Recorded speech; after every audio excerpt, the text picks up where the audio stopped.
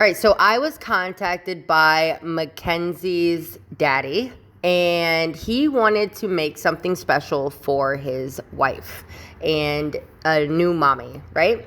And when I opened up the box of the things that he sent, these are what was in there. We had this little hat, this little acrylic sign with the baby's details on there, little umbilical cord, the clamps, hospital bracelets, both the mom's and the baby's, visitor passes, a baby blanket, and her first onesie. So he contacted me. He was like, I want to do something special for my wife. Can you show me what we can do? And would it be possible to add all of these things in there? Yes, 100 times yes. My all-time favorite projects to do are things that hold value to my client, okay? So when I'm doing sentimental things and things that I cannot get back, I always choose Promise Epoxy. The reason being is because this gives me consistent, clear pours every single time. You can use code FLUIDWOOD for 15% off. I also am using eye candy pigments. This is my go-to. I love eye candy. If you look in my shop or anywhere around my shop, and sometimes my t-shirts, jackets, and hats, I'm always repping eye candy. So that's my go-to. The owner, Jeff, he's amazing. I just like small businesses that have a purpose and hold the same values that I do. And these people very much do, both Promise and eye candy. All right, so you can use code FLUIDWOOD20 for 10% off of eye candy. And now we're gonna pour in the resin. They wanted to do an ombre, so lighter to dark. And doing this by yourselves proves to be a little bit difficult, but after 5.5 years and over 1,000, 1,200 projects, whatever, done, I pretty much got it down. So after your pour, you're going to torch, but also stay away from the edges. You don't want to melt this. This is polyethylene plastic and it can still melt. So yes, I am playing in the resin right now. No, it is absolutely not going to hold this design at all. So because I'm using a deep pour resin, this is just to mix the pigments up. It brings the colors in and out and down, and that gives you depth and dimension. But if you look here, I probably waited 2 hours too long, but being a mommy of 5, I don't always get to do what I want when I want. So I had to wait for the kiddos to fall asleep. And then I came out and I did this. Typically, I wouldn't wait this long to move and put a design in the resin. And basically what I'm doing is just adding depth. I do not like swirls in my stuff. I more so like it just with depth. And there's ways of doing that other than just swirling around your popsicle stick in resin, right? So after that, because it's so thick, yes, you have to make sure that you're popping all of the bubbles. And I always give my clients, this is what it's gonna look like. I give them a layout and I show them, what do you think about this? No, move that around, move this around. And it gives them an option to do that while not having to rush, not having to wait for them to answer on the phone. I always just do a general layout and then I go from there. So here I'm cutting the photos out. And yes, when you work with photos, you're gonna wanna laminate them. Luckily, these already came laminated and it was actually good enough laminating that I didn't have to do anything else except for just cut around the photo. I do have a YouTube video that shows how to do that. And I will link it up in the top somewhere around here. Okay, so I'm using a casting resin to do a fabric encapsulation. And my thought process is do a small fabric encapsulation, send back the rest of the baby blanket with the piece when it's done, and then we can have some of that baby blanket in this baby preservation, right? So if you've ever seen, I like to do wedding dresses and wedding veils and things like that. And my thought was to try to do it with this. Hopefully the baby blanket was not gonna be too thick. So I did it, and now I'm just filling the piece up. I'm actually gonna do a video of how I do the wedding veils and the wedding dresses. I actually have a really old wedding dress that I have to do, but look at how cute this came out. So cute. I love this. Absolutely love this. All right. So I was super scared to resin the pregnancy test. And the reason being is because if you Google it, a lot of places say that if you get that marking right there wet again, that it'll go away. And I did not want that to happen, right? So when you get pieces like this and you get these items from moms, dads, sisters, cousins, whatever, daughters, especially if you're doing preservations and memorials, like you get one chance and one chance only. So you better not mess that up, right? So I take a lot of precautions. And if you see, I was kind of going over all of the numbers and the letters and stuff like that because I've had the deep pour resin actually lift the ink on certain things. Here you'll see me use my vacuum chamber. I'm going to be linking up everything that I used in this down below. So the vacuum chamber, what it does is it actually sucks out all of the air and it adds pressure to the resin and then it pushes up all of the bubbles. And this is going to give me a bubble-free mixture. And from there, I'm going to go ahead and I'm going to coat everything. And I'm talking about like the fabric, right? So I am doing the onesie and I'm going to go ahead and I'm going to let this cure. I'm just making sure that it is completely submerged and completely covered with resin. Doing this is going to ensure that I'm going to get a super clear pour. And it's going to make it so that way none of this stuff floats. If you've ever done encapsulations of any kind, then you know things floating is definitely something to watch out for.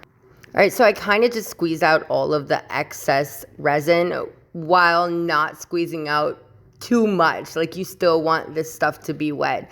And then I'm just going to pour the rest of the resin in here, kind of drizzling it over the other areas so that way nothing else floats. All right, so then before you do the initial pour, you're gonna wanna be sure that your piece is level. And because this mold is actually hard, you can do that with like shims and stuff like that. I use shims a lot in my pours. All right, so because we already degassed the resin, we're gonna wanna keep the bubbles to a minimum. I don't like bubbles going underneath of anything and then not being able to come back out. So I put a paint stick down and then I pour on top of it. I actually didn't mix up enough resin the first time and I had to mix a second time. So my thing with this is I didn't want any layer lines. So I just wanted it all to be one mass pour. And it's cold enough outside that I can actually do that.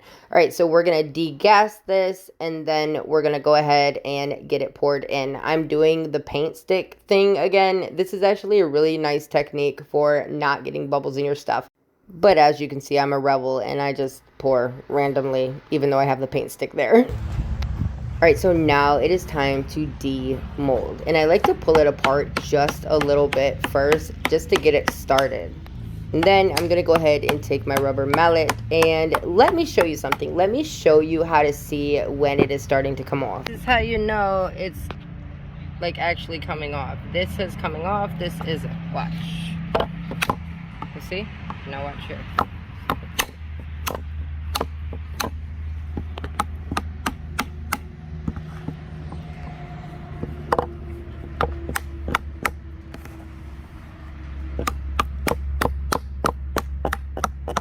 All right, so then you're gonna wanna beat the bottom side and you're gonna be able to tell when it's released from the actual mold. There we go, you hear that? It's off. All right, ready? All right, moment of truth. Oh my gosh, it's so pretty. Oh my gosh, it looks so nice. All right, so for the mold,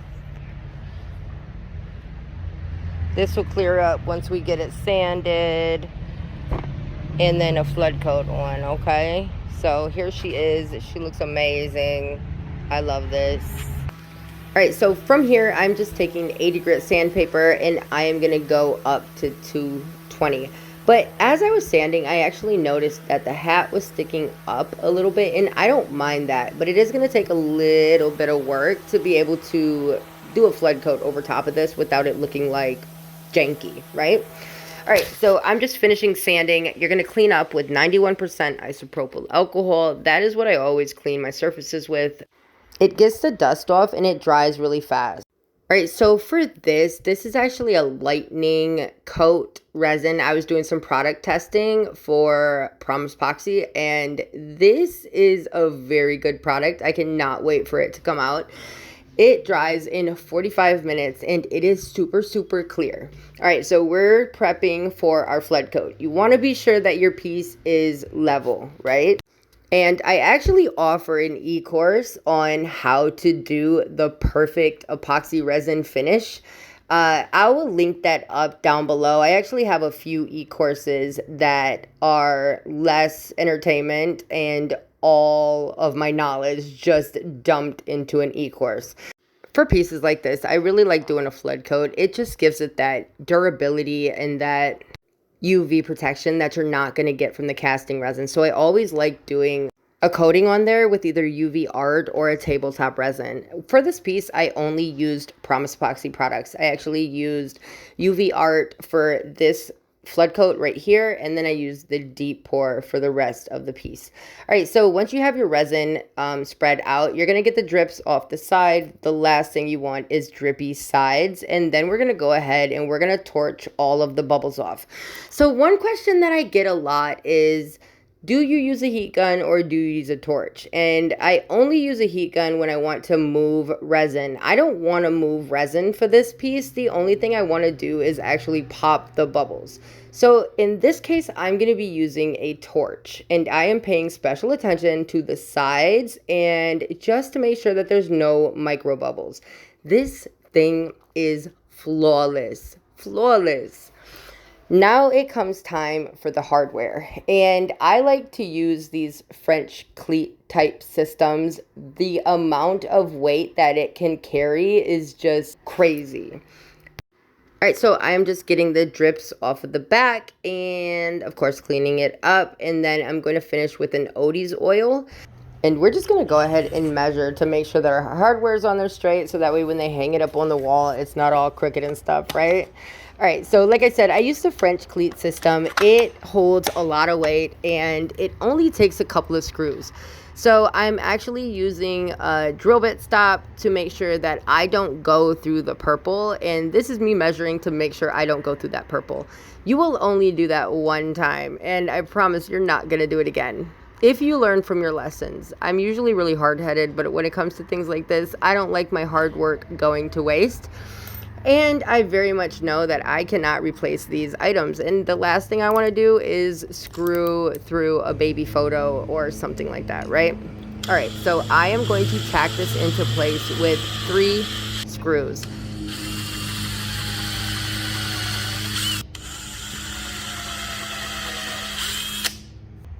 All right, so after I get those drilled, you always drill pilot holes when you're going into resin. Otherwise, it is going to crack. I am using some resin cleaner. This comes with the polish kit, with Promise Epoxy's polish kit. And that is the piece. Look at this. It is flawless. It is beautiful. My clients absolutely loved it. What do you think? If you're watching this because you're interested in getting something done, absolutely, I do custom orders.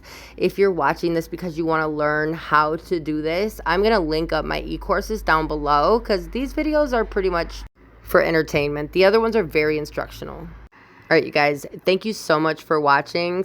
Like, comment, share, subscribe, and I'll catch you on the next one.